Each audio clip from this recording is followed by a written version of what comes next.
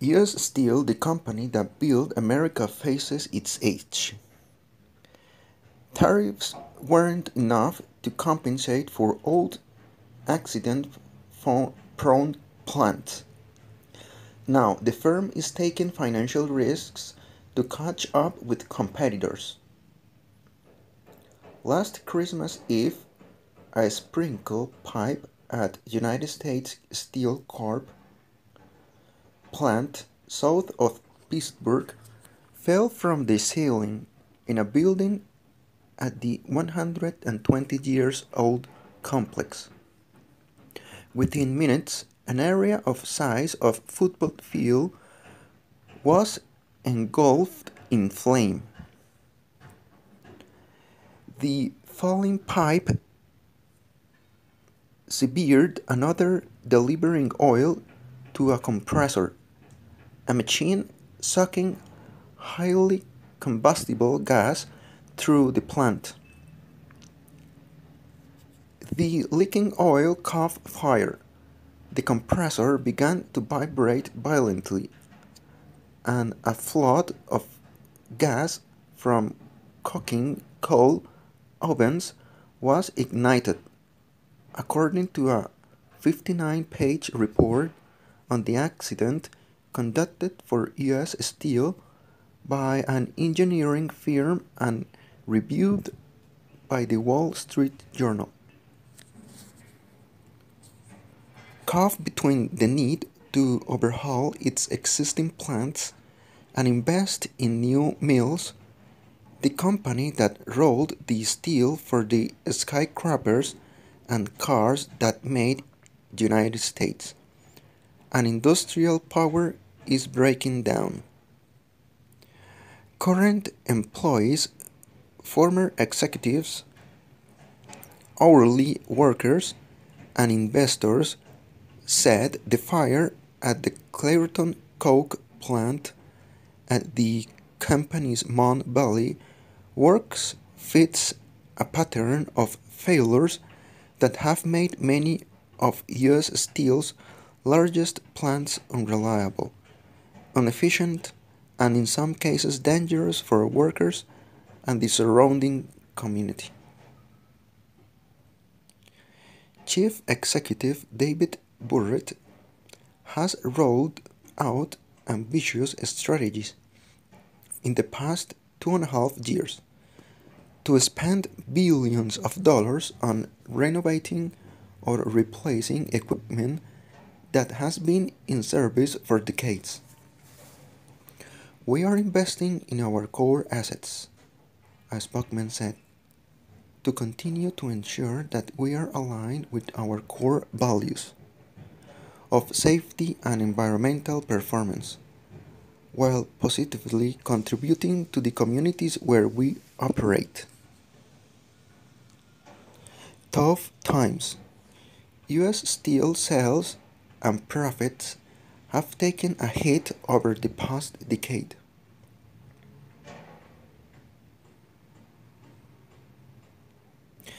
The first American company to reach a 1 billion market valuation in 1901. US Steel has been one of the country's least profitable steel makers over the past decade, recalling the struggles of other manufacturing stalwarts such as General Electric Co. So far this year, shares are down about 25%, at a time when steel sector stocks a group have risen nearly 20%. Tariffs on foreign-made steel imposed by President Trump have curbed imports and for a short time drove up US prices, giving US Steel a window to repair its plants and improve its competitiveness. But several of the company's domestic rivals, known in the steel industry as minimills, stepped up with major investments in new production capacity that will add several million tons of additional steel to the US market over the next 3 years. With steel prices already weakening again, the industry's building spree is raising questions about whether the US is facing a glut that could drag down prices and profits. In October, Mr. Burritt thrust US Steel into the capacity built out with the purchase of a 49.9% stake in 2-year-old Minimill Big River Steel LLC for $700 million and a pledge to buy the remaining share within 4 years. Arkansas-based Big River, whose investors included a unit of Koch Industries, makes steel from melting scrap in an electric furnace. It has fewer than 600 employees. For us to build this, it will take many years, and we have a need for speed, Mr. Burritt told analysts in October. US Steel needs to raise hundreds of millions of dollars in additional debt to buy the remaining share of Big River and remains committed to expending about $2 billion for repairs and new equipment at Mon Valley Works and its Gary E&D mill, where the company is spending $750 million. Different paths. Nucor has surpassed US Steel as the top domestic-based producer of steel.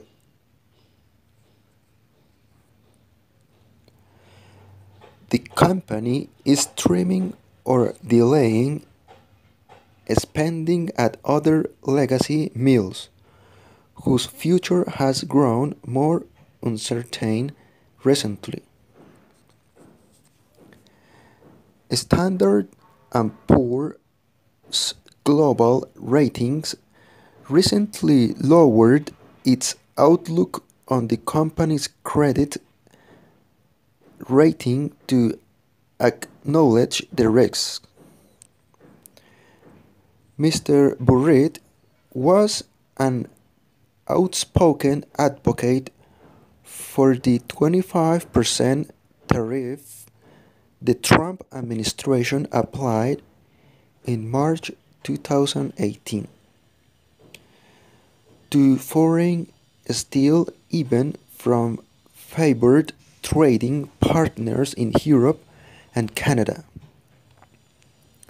The tariff pushed domestic steel prices to their highest point in a decade that summer. US Steel posted one of its biggest quarterly profits in a decade and restarted idle blast furnaces to ramp up production.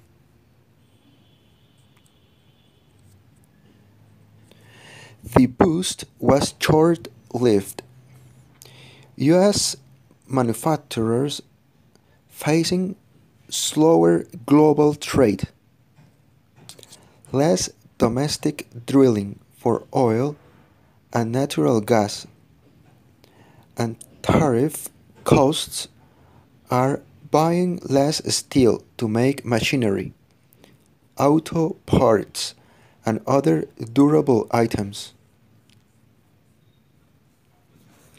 The spot market price for sheet steel, U.S. Steel's primary product, has fallen back below the roughly $600 a ton threshold at which analysts say U.S. Steel can make a profit. In October, the company posted a loss for its latest quarter. Mr. Burritt joined U.S. Steel from Caterpillar Inc. in 2013 to help reinvigorate the company under then CEO Mario Longhi. Their plan, called the Carnegie Way after U.S. Steel co-founder Andrew Carnegie, pared debt and cut unfunded pension obligations by about 40% each over 5 years. They required managers to come up with ideas for lowering expenses and strengthening workplace safety, and hired McKinsey & Co. to measure improvement. Some employees welcomed the change from what they said had been lax expense monitoring. "It looked good on the chart on the wall," said a former manager at a mill outside Detroit.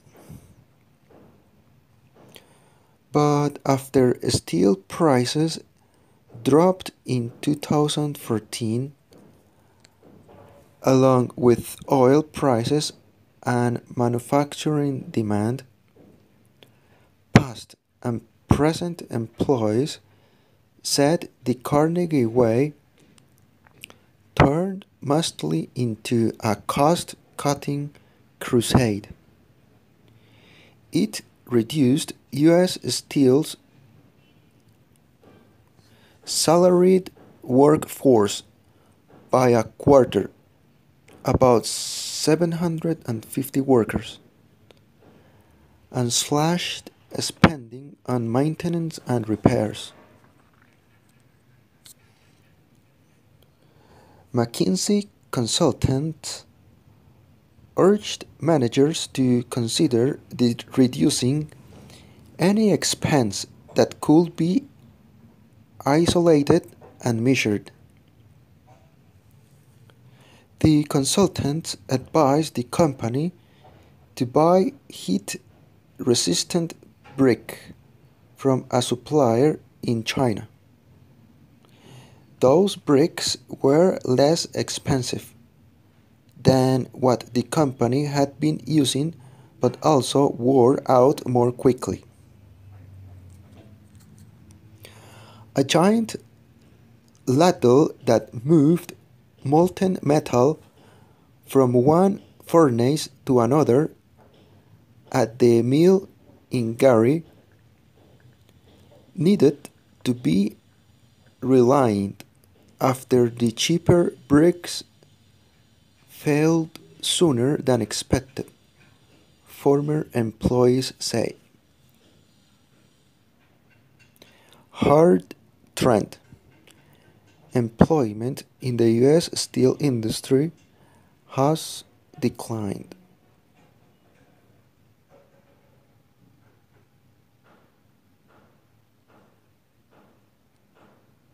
Even as production has stabilized in the recent years.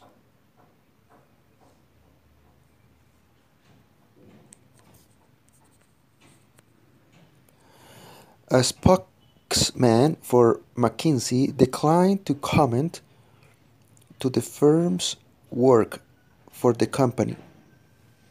U.S. Steel declined to comment on the episode. The maintenance budget for buildings and structures at the mill near Detroit fell to $3 million in 2015 from $30 million 5 years earlier, said a former executive there. Managers had to wait until equipment broke down before ordering parts. Office supply purchases were reduced, so employees brought paper and pens from home.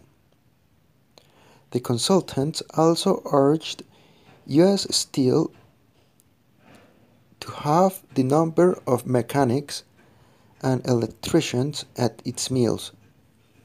The former executive said, leaving overworked crews to handle only urgent repairs.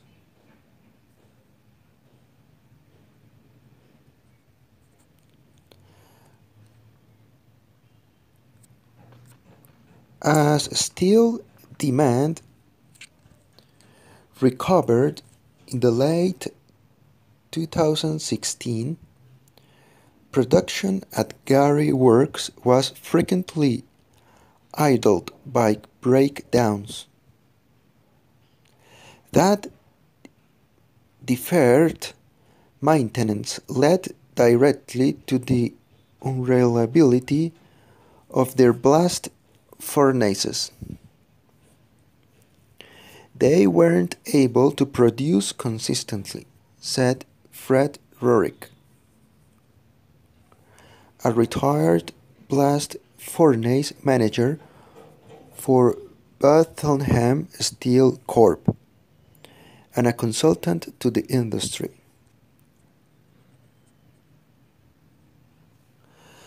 A spokesman declined to comment on the causes of specific outages but said, "We have learned from the past.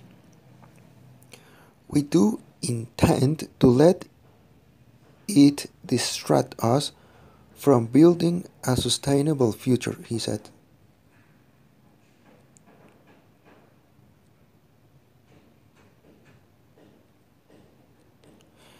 The company declined to make Mr. Burritt available for an interview.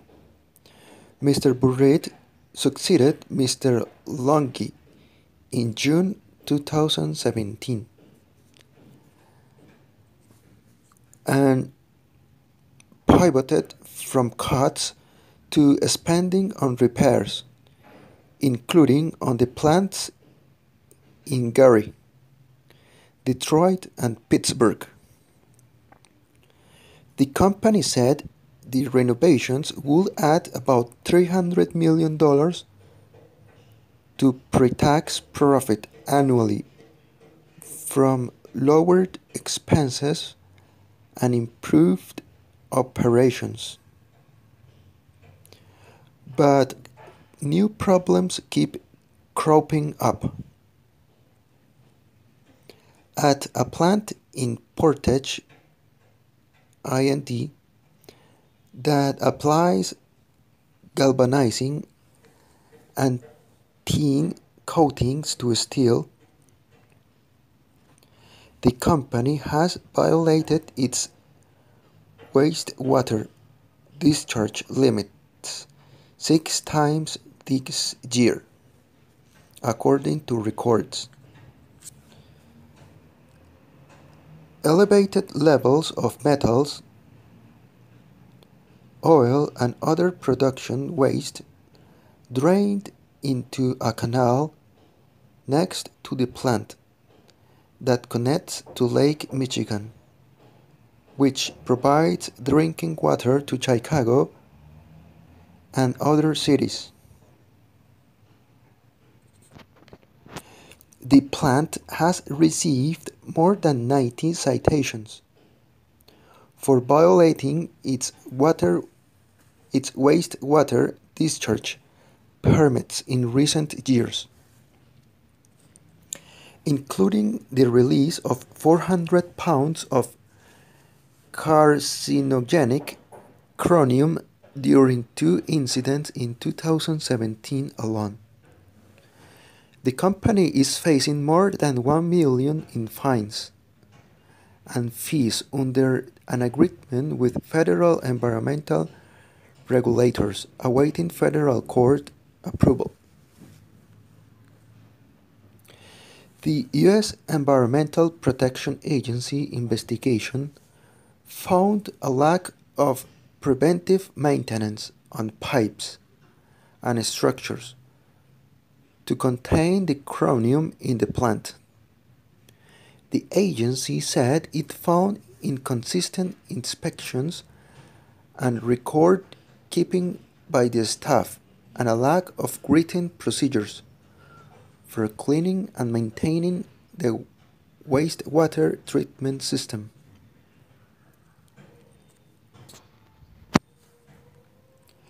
Heavy spending.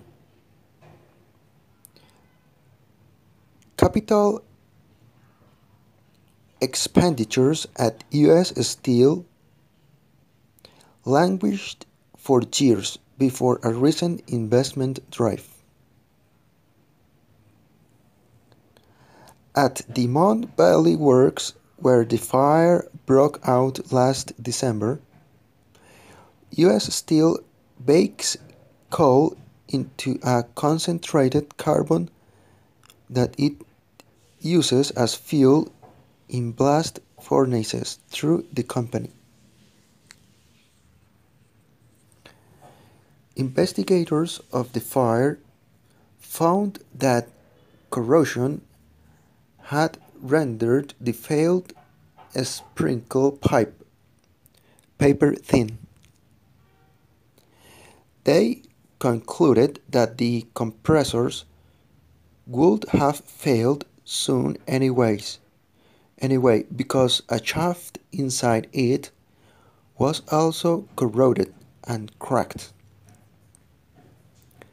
The blaze would have caused less damage if a bulb had limited the quantity of gas being released as it was meant to, they wrote, but that bulb was corroded too.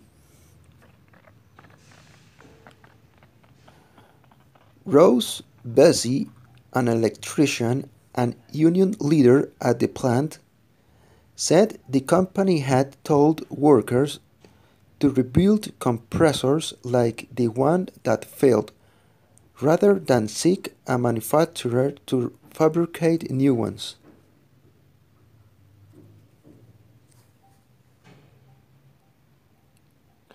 In our machine shop, there's only so much they can do, Mr. Bessie said.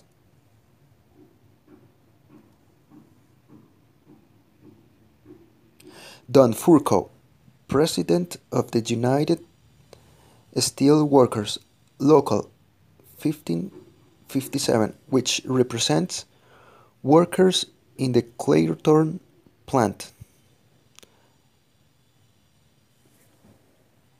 Before the fire, workers knew one compressor needed to be taken offline to be inspected because it was vibrating, according to a retired employee at the plant. Managers decided to wait until after the holiday to avoid paying thousands of dollars in overtime, the employee said. The plant is 100 years old and things need to be replaced, said Don Furco, president of the United Steelworkers at the plant. it's a 24-a-day operation and you have to stay on top of things.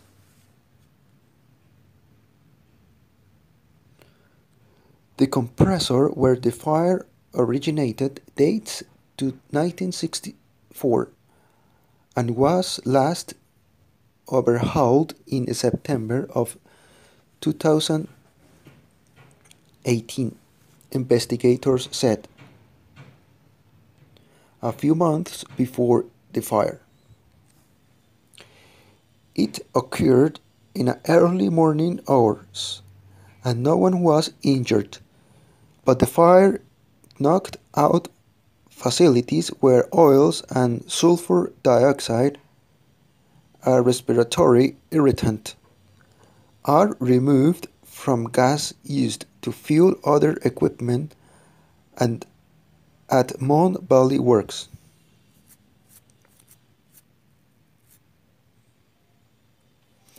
For more than 3 months, the company flared noxious emissions from a nearby hilltop. County health officials urged residents in 22 municipalities to avoid being outdoors in most of January. People in the Pittsburgh area continued to complain about noxious odors. On April 1st, the company emitted a peak of 135,000 pounds of sulfur dioxide in the valley outside Pittsburgh, far above the permitted 13,600 pounds.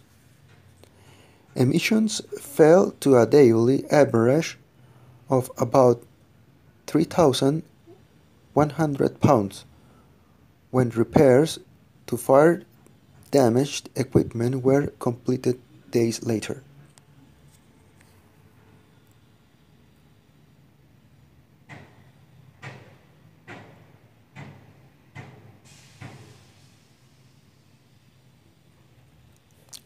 The company agreed in June to pay $2.7 million in fines to the county health department for pollution violations at the Clairton plant, and recently reached an $8.5 million tentative settlement of a class action lawsuit brought in 2017 that alleged the plant's emissions damaged residents' property values, among other things. That includes $6.5 million for upgrades to reduce emissions. The county has joined a lawsuit brought by environmental groups seeking damages for residents in communities near the plant affected by the fire. The company faces a separate lawsuit filed in April on behalf of residents who allege that emissions after last year's fire caused difficulty breathing and other physical symptoms.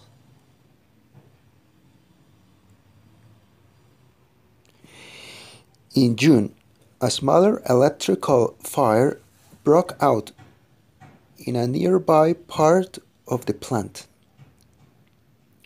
U.S. Steel's overhaul plans include about $1.2 billion on equipment upgrades at the Coke plant and the Edgar Thomson steel mill that is also part of the Mon Valley Works.